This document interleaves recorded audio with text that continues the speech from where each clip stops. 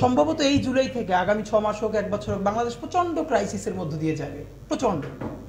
এবং এই ক্রাইসিসটা আজকে বিএনপির যে ক্রাইসিসের মধ্য দিয়ে শুরু হচ্ছে, আমরা এইটা ভাবার কারণ নাই যে এইটা থেমে গেলে ক্রাইসিসটা এখানেই থেমে যাবে। এইটা বিএনপির সাথে ঘটবে, এর কিছুদিন পরে বিএনপি যখন সাইজ হয়ে যাবে মোটামুটি, সেটা ইন্ডিয়ার মাধ্যমে হোক, এজেন্সির মাধ্যমে হোক, XYZ আরও অনেকের মাধ্যমে হোক, এরপর এটা জামাতের উপরে আসবে। তো বিএনপি যে কয়দিন পারলো তো পারলো, জামাত পারবে না 3 দিনও। এরপরে চূড়ান্ত খেলাটা হবে এনসিপির সাথে, এবং এনসিপি পারবেই না। তো ফ্যাক্ট হলো আমাদের দুটো লড়াই একসাথে করতে হবে। আমরা কোনো রাজনৈতিক দলকে এককভাবে এই দেশকে বর্গা দেই নাই। যারা আজকে বিএনপির বিরুদ্ধে বলছে তাদেরকে একটু ভাই মনে করাই দিয়েন, তারেক রহমানের কাছে সবার কিন্তু হাজিরা দেওয়া লাগবে। তো তখন আমি বললাম, ভাই এই কথার কারণেই আপনারা ডুববেন। শেখ হাসিনার কাছে এই দুনিয়ার সবার হাজিরা দেওয়া লাগে নাই। এই হাজিরা যে দেওয়া লাগবে এই কথার কারণেই তার এখন দিল্লিতে গিয়ে হাজিরা দেওয়া লাগতেছে। তো শেখ হাসিনার যদি দিল্লিতে হাজিরা দেওয়া লাগে, তারেক রহমানের কাছে সবার হাজিরা দেওয়া লাগবে, এটা একটি স্টুপিড কথা।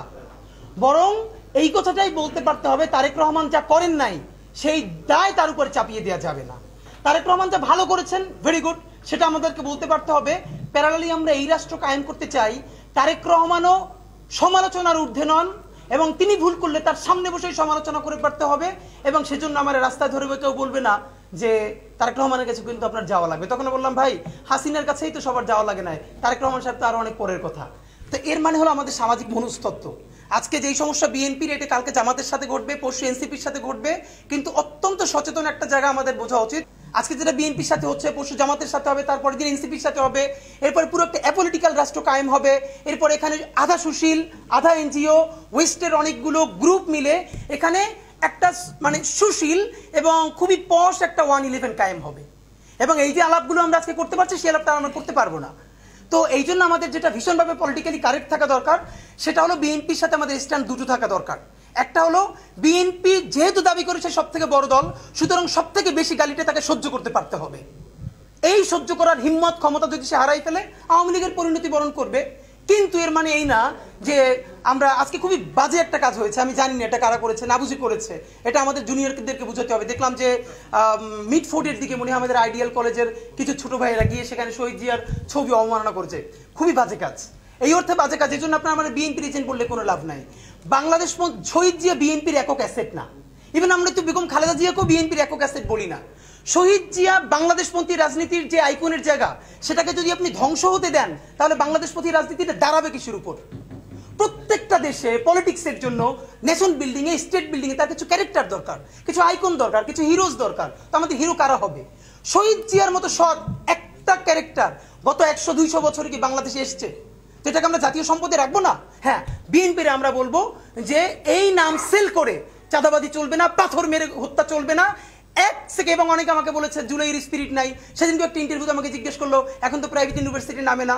তো ওই দিন যে কথাটা বলেছি, আজকে আমি ভীষণ নিজের প্রতি মানে আল্লাহর প্রতি কৃতজ্ঞ যে আমি এই কথাটা আমার মনে হয়েছে। আমি বলেছি, দেখেন আবারও যেদিন এরকম কোনো বাজে কাজ হবে, কোনো কারো লিডারশিপের অপেক্ষা না করে প্রাইভেট ইউনিভার্সিটি প্রত্যেকটা নেমে আসবে।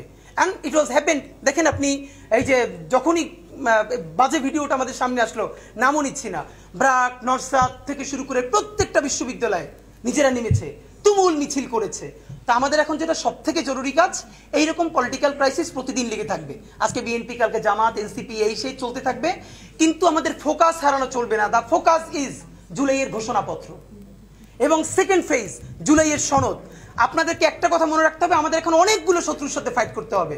আপনাকে একটা কথা খেয়াল করেছেন, বিএনপি প্রথমে জুলাই ঘোষণাপত্রের ব্যাপারে খুবই উদাসীন। পুরো দেশ যখন ঘোষণাপত্রের পক্ষে দাঁড়াচ্ছে, জুলাই একটু একটু একটু একটু বিএনপি করে সেখান থেকে সরে এসে সে জুলাইয়ের পক্ষে দাঁড়াচ্ছে। যেই বিএনপি প্রথম বলেছে এটা কোনো লিটারেচার, এটাকে সংবিধানে নেওয়ার কোনো মানে নাই, খুবই বাজেভাবে বলেছে, সেই বিএনপি এখন বলছে এটা সংবিধানের তফসিলে যুক্ত করা যায়। এর মানে আমাদের যখন ইমপ্রুভমেন্ট ঘটছে বিএনপির সাথে, যেই বিএনপি এখন তফসিলে রাজি হচ্ছে, সেই বিএনপিকে আমরা এটাকে সংবিধানের প্রস্তাবনায় রাজি করাতে পারবো।